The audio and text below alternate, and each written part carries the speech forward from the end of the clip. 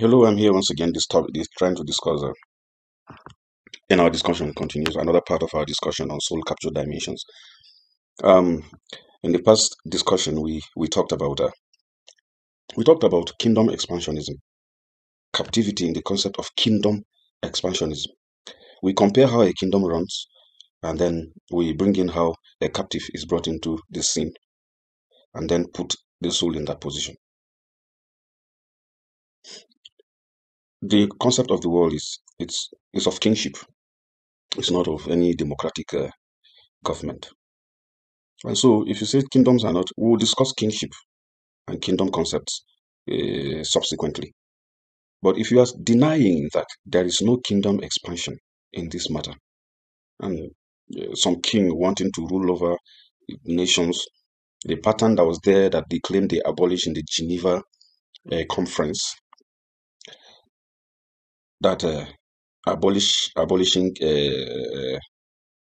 conquest, a nation just running over another nation and claiming the landmass and the population as being under subject to the conqueror. That seems to be having abolished, supposedly, in the Geneva conference. But the deadly thing about it is that that thing was a ploy to unify nations subtly and bring them under one leadership. Global unions in concerted conquest towards one world government, one world religion, one world economy, one world military. That is the direction that we are being taken to. Now, this is the type of anti-God ideology which God totally condemned at the Tower of Babel in Genesis 11:1-9. Saying, and the whole earth was one language and one of one speech. And it came to pass, as they journeyed from the east, that they found a plain in the land of Shinar. And they dwelt there, and they said to themselves, let us make bricks and burn them thoroughly and had them stones, slime. Well, in essence, they said, let's burn bricks and make a tower, build a tower that will reach up to the heavens, and so that we can make a name for ourselves. That's the paraphrase. Trying to read it, but it's slow. I'm slow in reading. And the Lord came down to see the city and the tower, which the children of men built. And the Lord said, behold, the people is one. Imagine, is one, not are one. The people is one. And they have all one language, and this is what they are beginning to do. And now nothing will be restrained from them, which they have imagined to do. Let us go down and therefore confound their language, that they may not understand each other's speech, so that the Lord scattered them abroad from thence upon the face of all the earth. And they left off the building to build the city. Therefore, the name of that place is called Babel, because the Lord did there confound the languages of all the men, all the earth, and from thence did the Lord scatter them abroad upon the face of the earth. That's Genesis 11:1-9. Our God, the God of Abraham, Isaac, and Jacob, has shown total rejection against any form of creation that exhibits any form of quest for equality with him. He detests any attempt. If a group of people are trying to play or take the place of God, God detests that. And why do you think God has the right? Because he created them. He created the earth. In kingship, the king has to be the one who he makes provision for his kingdom. He makes provision for the security of his people. He defends the kingdom. And he protects it. And he makes sure there is sufficiency for his kingdom. And that's what God did when he created the earth. Before God made man, he made every provision in the habitation he was going to place man, which is the earth. He made it sufficiently available. And so the creation is the property of God is an estate of God. And those who are there belong to him. He is the Father. He is the Creator. And you are here as subjects, humans, trying to build yourself a kingdom, a city that can go up to heaven, where God is, and then make a name for yourself, not to glorify God. That is where the mistake is. You are doing this project not because you want God to be glorified in the ability he has put in you. We had in the quotation that this is only what they could start to imagine. We should confuse their tongues. Imagination, and we say the soul is the seat of all imaginations. All our imaginations, our thinking, our decisions are in the soul. And that is why it is very important to take the soul captivity very seriously, control of your soul. See, God marks any set of human beings who try to equate themselves to him as enemies of God.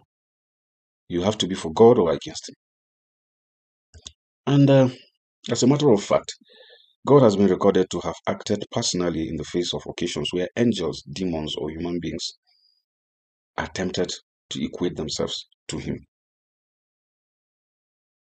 or take his place, whether in heaven or on earthly matters. So, this is serious. The first of such was attempts to take the place of God. The attempt to take the place of God was in heaven. I've mentioned it in our discussion. It's Lucifer and some angels tried to take the place of God, but they got thrown out of heaven, down to the earth. You will find that in Isaiah chapter 14, from verse 12 to 15. It says, "Oh, how art thou fallen from heaven, son of the morning." Um,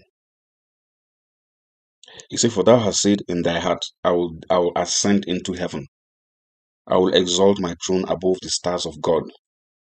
I will sit upon the mount of the congregation, and the sides of the north," which is always referred to the seat of God.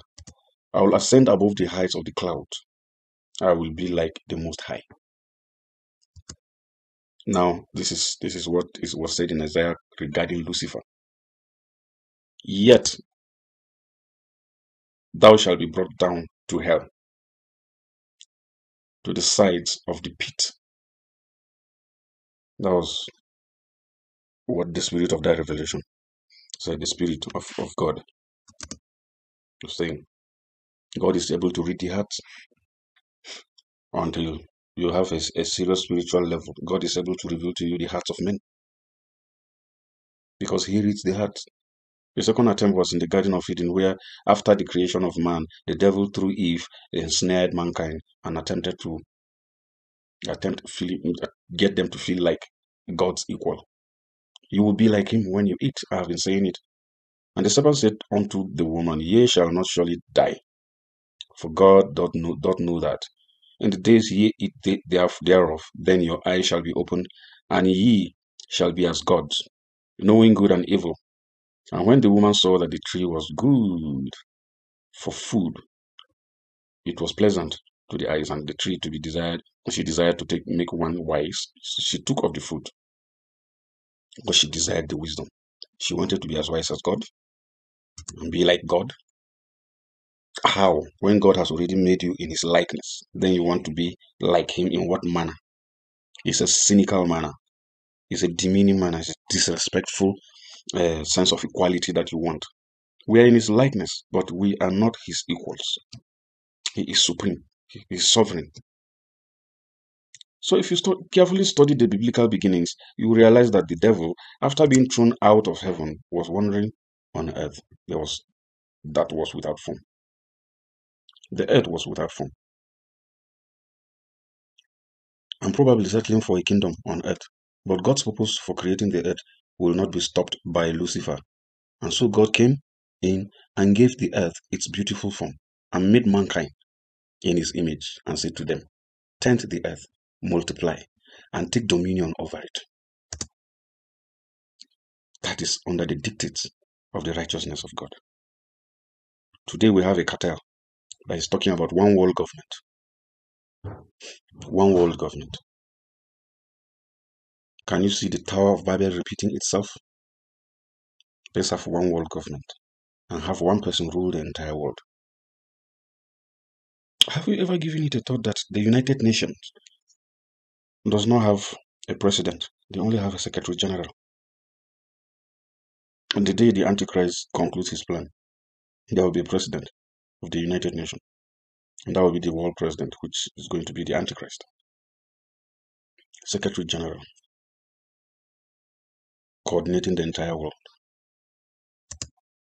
Now that that is God's kingdom, the extension we are talking about. The earth is God's kingdom extension. And somebody wants to take it over. This is serious, bad news for the devil. We can reinforce this thought with Matthew chapter 5, verse 5. Blessed are the meek, for they shall inherit the earth. The devil knows that God is incorruptible by nature. And here we are humans made in God's image and set to inherit and dominate the earth. How could he fight and keep the earth, knowing that these humans, in the nature of God, incorruptible nature, the devil was seeing an ever multiplying incorruptible multitudes of human beings taking over the earth, and that was not nice for him. And so he's building the United Nations and using the same human beings and corrupting them, that he might achieve his purpose. We can reinforce this thought and consolidate your belief in the thought from Daniel chapter 7, verse 27.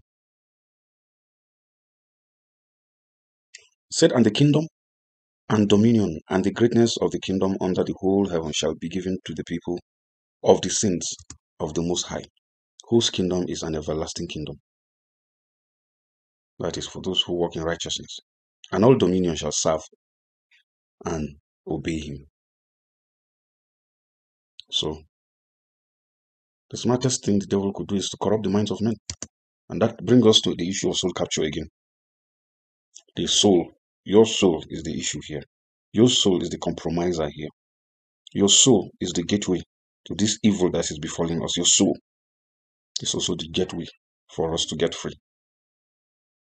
It is time for us to stop, for you and I to stop and check on the status of our control over our soul and the principle by which our souls are deciding and making practice, taking actions. Once again, I'm Jose Mbotukakuja. These are discussions from our book, Soul Capture Dimensions. You can check on Amazon, browse the net. You can read more about the book, Soul Capture Dimensions, in Lulu bookstores online. You can download it for a fee, for a gift, and really read it and strengthen your awareness of how you should take charge of your soul and the dangers of using it, and how powerful you can be in this existence. Thank you so much, and God bless.